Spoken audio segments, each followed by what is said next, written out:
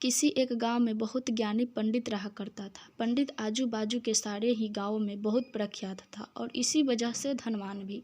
पंडित का परिवार ज़्यादा बड़ा नहीं था। पंडित अपनी पत्नी के साथ अपने बहुत बड़े घर में अकेला रहता था, क्योंकि पंडित को कोई बेटा था नहीं और एक बेटी थी जिसका विवाह पास के गांव वाले एक श्रीमंत लड़के से हो चुका था। पंडित ने शादी से पहले अपने होने वाले दामाद की अच्छे से जांच पड़ताल की थी और अपनी बेटी का भविष्य भी ठीक से पढ़ा था। तब जाकर उसने बेटी की शादी की थी, लेकिन चंद सालों में ही पंडित का दामाद बुरी आदतों के चंगुल में फंस गया।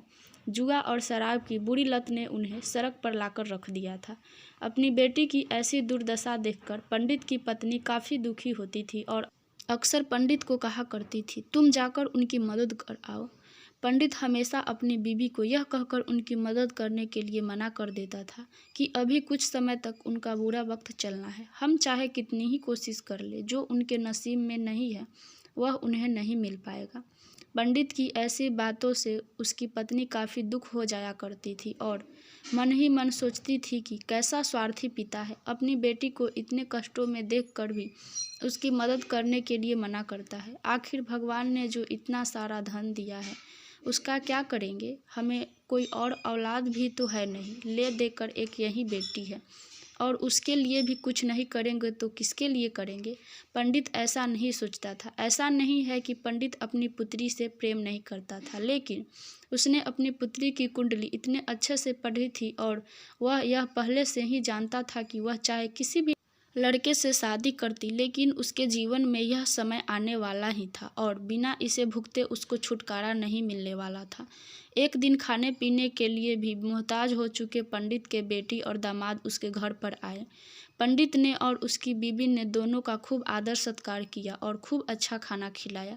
बेटी और दामाद की पंडित से सहायता मांगने की हिम्मत न हुई, इसलिए वह बिना बोले ही वापस अपने घर को लौटने लगे।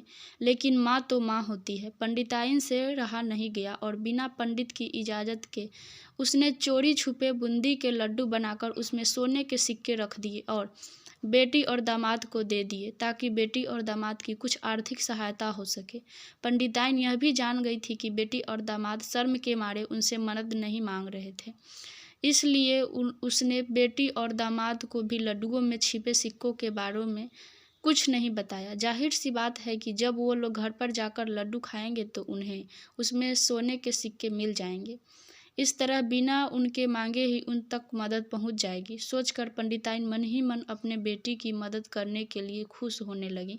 पंडित के दामाद और बेटी उन दोनों का आशीर्वाद लेकर अपने घर के तरफ रवाना हो गए। उन दिनों गाड़ियाँ तो होती नहीं थी, घोड़ा गाड़ी या बैल गाड़ियाँ चलती थी। पैसे ना होते तो और चीज़ों की लेन देन से भी व्यवहार होता था। बेटी और दामाद का गांव पंडित के घर से कोसों दूर था, फिर भी वह पैसों की कमी के चलते वह चलकर अपने गांव की तरफ निकल पड़े। थोड़े दूर ही चले थे कि पंडित की बेटी के पैर में मोच आ गई और अब उसको चलना भी मुश्किल हो गया। पंडित के दामाद ने जब देखा कि उसकी बीवी अब बिल्कुल चलने में सक्षम नहीं है, तो उसने एक टांगा अपने घर तक किराए पर ले लिया। दोनों पति पत्नी टांगे में बैठकर घर तक पहुंच गए, लेकिन टांगे वाले को देने के लिए उनके पास पैसे थे नहीं, इसलिए पंडिताइन ने जो बूंदी के लड्डू उन्हें दिए थे वही किराए के तौर पर उस टांगे वाले को दे दिए। टांगे वाले बूंदी के लड्डू को लेकर वहां से चला गया। टांगे वाला अपना घर की तरफ जा रहा था, तब उसे एक हलवाई की दुकान दिखी। उसने सोचा कि थोड़े से बूंदी के लड्डुओं से मेरे घर के लोगों का पेट थोड़ी भरने वाला है, इससे अच्छा मैं इन बूंदी के लड्डुओं को बेचकर उनमें से कुछ चावल खरीद लेता हूँ। टांगे वाले ने बूंदी के लड्डू हलवाई को बेच दिए। जिस गाँव में वह हलवाई रहता था, उसी गांव में एक आदमी ने अपने घर पर पूजा रखी थी और उसी पंडित को उस पूजा के लिए बुलवाया था। पूजा में लगने वाले प्रसाद के लिए उस आदमी ने उसी हलवाई से बूंदी के लड्डू लिए जहां पर उस टांगे वाले ने बेचे थे। हलवाई ने भी उस आदमी को टांगे वाले से खरीदे हुए लड्डू ही पहले दिए, ताकि वह खराब ना हो जाए, क्योंकि वह नहीं जानता था कि यह लड्डू कब बने हैं। पूजा खत्म होने पर दक्षिण और बूंदी के लड्डू लेकर जब पंडित अपने घर आया और खाना बैठा तो प्रसाद में लाए बूंदी के लड्डू खाते समय लड्डू से सोने का सिक्का निकला।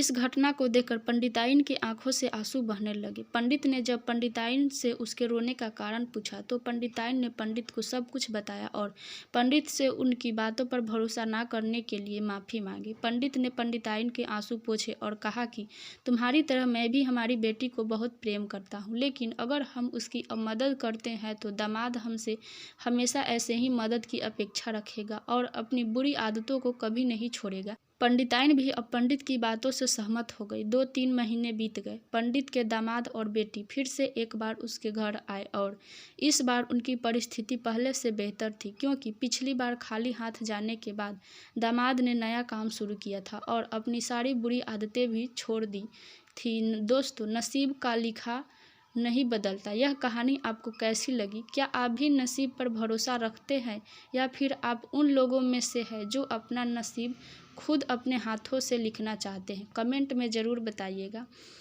मेरा वीडियो देखने के लिए आपका बहुत बहुत धन्यवाद। और वीडियो यदि अच्छी लगी हो तो लाइक करें और चैनल पर यदि नए हैं तो चैनल को सब्सक्राइब ज़रूर कीजिएगा। धन्यवाद।